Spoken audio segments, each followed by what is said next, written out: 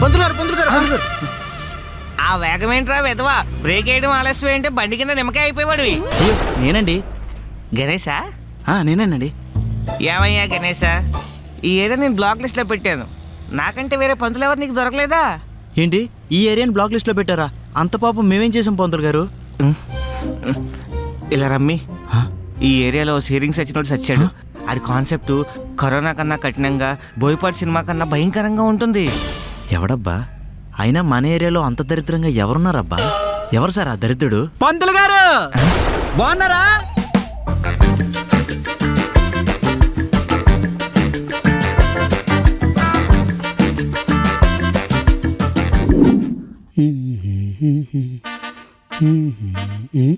ఏమండి, మన వీధిలో గణేశుణ్ణి పెట్టారు కదా, ఆ మండపంలో మనిద్దరం దంపతుల్లాగా పూజ చేపించుకుందామా? అంటే మన సమానత్వం చల్లగా ఉండాలని. సరే అయితే ఓకే. లాస్ట్ టైం మనం వ్రతం చేపించుకున్నప్పుడు ఒక పంతులు గారిని పిలిచాం కదా, ఆయనే పిలుద్దాం. చాలా మంచిగా పూజ చేశారు కదా. అవునవును, సమానత్వంగా జరిపించారు. అంజు గుర్తుంది కదా? గుర్తుందండి. సామాన్లు మీరు తెస్తే పులిహోర నేను కలపాలి, పూలు మీవి, కొబ్బరికాయ నాది. అలా అన్ని సమానంగా ఉండాలి. ఎందుకంటే సమానత్వం, అంతే కదా. సోమవారం ఇక్కడ, మంగళవారం వెనకదరా, బుధవారం ఇక్కడ, గురువారం ఎవడు? హలో హలో పంతులు గారు, నా పేరు గణేష్ అండి. మార్నింగ్ నుంచి పేరు చాలాసార్లు అంటూ వింటూ ఉన్నాను. మ్యాటర్ ఏంటో చెప్పయ్యా. అది వీధిలో వినాయకుడిని పెట్టామండి, పూజకి మీరు రావాలి. అయ్యో అసలు ఖాళీ లేదమ్మా, చాలా పూజలు ఒప్పిస్తున్నాను. సారీ, నా వల్ల కాదు. ఖాళీ లేకపోతే ఖాళీ చేసుకుని మరీ రండి. ఇది రిక్వెస్ట్ కాదు, ఆర్డరు. ఆడరా? ఎవర్రా నువ్వు?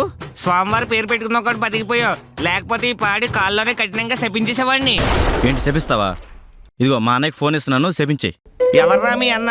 మీ అన్న ఏమైనా పోగిరి సినిమాలో పండుగాడు అనుకుంటున్నాడా, లేకపోతే బిజినెస్ సినిమాలో సూర్యబాయ? పంతులు గారు, మల్కాజ్గిరి నుంచి శంకరబాయిని. వీడా ఎదవా? శంకర్ గారు నమస్కారం అండి. మీ భార్య పిల్లలు బాగున్నారా? చిచి, మీ భార్య పిల్లలు బాగున్నారా అండి? అదంతా ఓకే గానీ వినాయక విగ్రహం వచ్చేసరికి కొంచెం లేట్ అయింది పంతులు గారు. అలాగే మీరు వచ్చి పూజ చేస్తే కొంచెం బాగుంటదని. దాందే ఉంది నాయనా, నేను జరిపించేస్తాను కదా. ఈ పాటి విషయానికి నువ్వు ఫోన్ చెయ్యాలా? ఆ కుర్రాడు గణేష్ ఉన్నాడు కదా, ఆయన నేను చూసుకుంటాంలే. చేసిన యాక్టింగ్ చాలే కానీ బయలుదేరు. బెదిరిస్తున్నాడు బేవర్ చదవా. నేను ఇంకా లైన్లోనే ఉన్నానయా. నేను లైన్లో లేనుగా, లొకేషన్ పెట్టు. ఈ మధ్యన పురోహితులు అంటే బాగా ఎటకారం అయిపోయింది.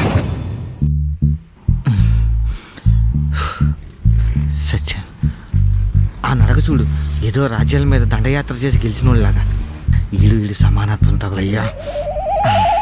నాయనా, ఇందాక నేను చెప్పాను చూడు, మహానుభావుడని. ఇదిగో ఈయనే. వీడి సమానత్వం ఏంటో వీళ్ళ ఆవిడని అడుగు తెలుస్తుంది. మీరేదో పొరపాటు పడ్డట్టున్నారండి, అన్న చాలా మంచోడు. అరే, పంతులు గారు కామెడీ చేస్తుంటారు, నువ్వేం పట్టించుకోకు. పంతులు గారు కూడా నా ఫ్యానే.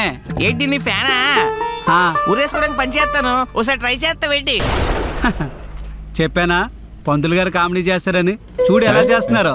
పంతులు గారు, పూజ సమానంగా జరిపించాలా, 10 నిమిషాలు అన్నీ రెడీ చేస్తాం. సరే, అంతవరకు మా ఇంట్లో కూర్చుంటారా? అవసరం లేదు.